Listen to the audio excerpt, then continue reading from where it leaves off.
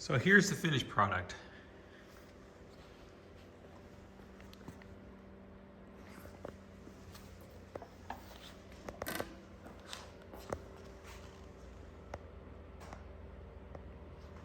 What I ended up doing was I ended up making this connection here out of a nut and the threaded piece, because I could not get that connection. And then I reused the stainless line from the Harbor Freight compressor.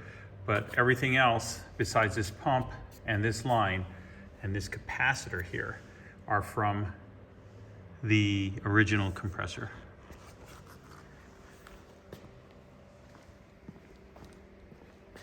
And there you have it, ultra quiet 5-gallon compressor.